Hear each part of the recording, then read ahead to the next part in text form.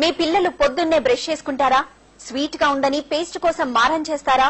పొద్దున్నే గొడవ ఎందుకులే అని మీరు ఎక్కువ వేసేస్తారా? దాంతోనే మీ పిల్లలు బ్రష్ చేసుకుంటారా లేక పేస్ట్ నే తినేస్తారా? అయినా చిటికెడు పేస్ట్ కోసం ఇన్ని ప్రశ్నలు ఎందుకు వేస్తున్నారా అనుకుంటున్నారా? అసలు మీరు మీ పిల్లలకు వేసే పేస్టే వారి ప్రాణాల మీదకు తెస్తుందని మీరెప్పుడైనా ఊహించారా? మీరు అవునన్నా కాదన్నా ఇది పచ్చి నిజం. పిల్లలున్న ప్రతి తల్లి తండ్రి తెలుసుకోవాల్సిన నిజం. అదేంటో మీరే చూడండి.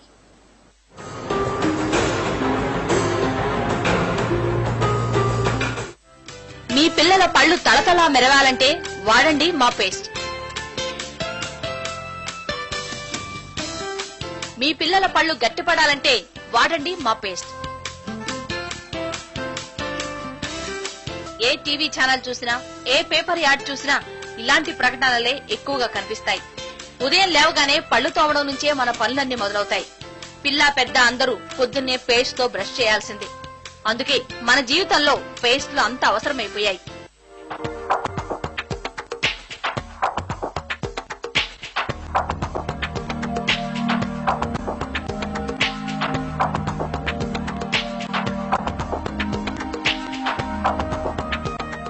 ఇక కొందరు పిల్లలైతే చాలా ఇష్టంగా బ్రష్ చేసుకుంటారు. తీయగా ఉండే పేస్ట్ కోసం మారాం చేస్తారు. పేరెంట్స్ కూడా పిల్లలు అడిగినంత పేస్ట్ వేసేస్తూ ఉంటారు. పేస్ట్ టేస్ట్ ను ఎంజాయ్ చేస్తూ పిల్లలు బ్రష్ చేసుకుంటూ ఉంటారు. కొందరైతే పేస్ట్ ను మింగేస్తారు కూడా.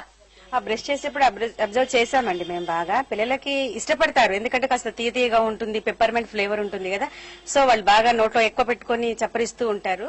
మరి ఇంత ఇష్టంగా బ్రష్ చేసుకునే పిల్లలు వాడుతున్న పేస్ట్ మంచిదేనా కాదా అని మీరెప్పుడైనా ఆలోచించారా? అసలు ఎంత పేస్ట్ వేయాలో మీకు తెలుసా? పెద్దలు వాడే పేస్ట్ చిన్నపిల్లలకు వాడొచ్చో లేదో అనైనా తెలుసుకున్నారా?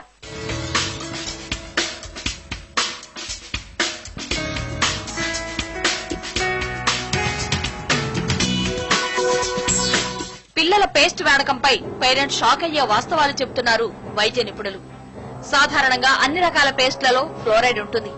ఇది తాగే నీటిలోనూ ఉంటుంది. అయితే ప్రపంచ ఆరోగ్య సంస్థ సూచనల ప్రకారం 1 పార్ట్ పర్ మిలియన్ వరకు ఫ్లోరైడ్ శరీరంలోకి వెళ్లొచ్చు. దీనివల్ల ఎలాంటి ప్రభావమూ ఉండదు. కానీ మార్కెట్లో దొరికే టూత్ పేస్ట్లలో 600 పీపీఎంల నుంచి 1100, 1600 పీపీఎంల వరకు ఫ్లోరైడ్ ఉంటుంది. ఇదే పిల్లల ప్రాణాల మీదకు తెస్తుందంటున్నారు వైద్యులు.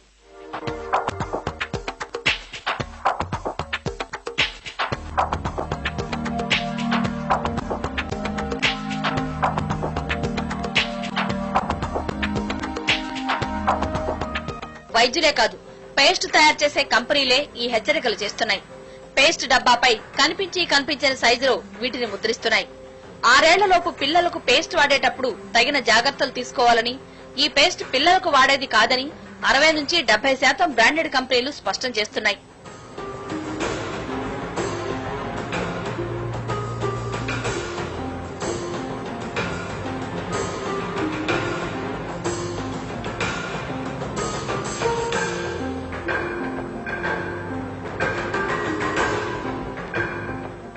నిజానికి అన్ని పెద్ద కంపెనీల టూత్ పేస్ట్లలోనూ చిన్నారుల కోసం ప్రత్యేకంగా ఉన్నాయి.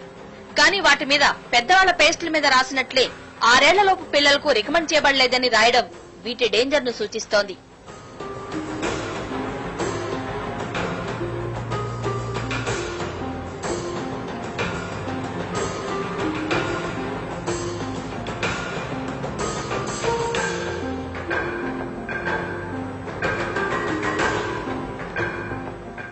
ఇలాంటి పేస్ట్ ఎక్కువగా వాడడం వల్ల సైడ్ ఎఫెక్ట్స్ ఎన్నో ఉన్నాయి. పళ్లు రంగు మారి పసుపుగా అయిపోతాయి. పళ్లల్లో పటుత్వం ఉండదు. పేస్ట్ ద్వారా శరీరం లోపలికెళ్లే అత్యధిక శాతం ఫ్లోరైడ్ వల్ల ఎముకలు పెళుసుగా మారిపోతాయి. కొన్నిసార్లు ఎముకలు వంకర్లు పోయి పిల్లలు నడవలేని స్థితికి చేరుకుంటారు. అయితే ఇదంతా ఒకేసారి జరగదు.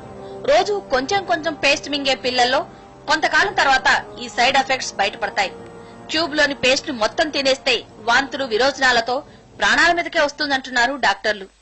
కొంచెం రోజు మింగుతూ ఈ పేస్ట్ ఎక్కువ మింగుతూ ఉంటే ఫ్లోరోసిస్ వల్ల వచ్చే సైడ్ ఎఫెక్ట్స్, ఇందాక మనకు వచ్చే పళ్ళు కనుక మారిపోవటం, రంగులు మారిపోవటం, తర్వాత స్కెల్టన్, ఇప్పుడు స్పైన్ ఉంటుంది, స్పైన్ లో స్కెల్టన్ లో ఉండే బోన్స్ అన్ని కూడా థిక్ అయిపోతాయి.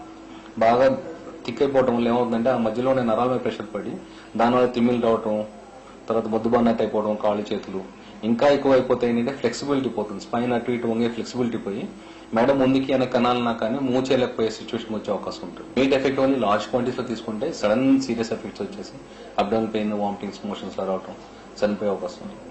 ఇంత ప్రమాదం ఉన్న పేస్ట్లలో చిన్న పిల్లలకు ప్రత్యేకంగా ఏదీ లేదంటున్నారు డెంటిస్టులు. ఇది వాడండి అది వాడండి అని చెప్పలేమంటున్నారు.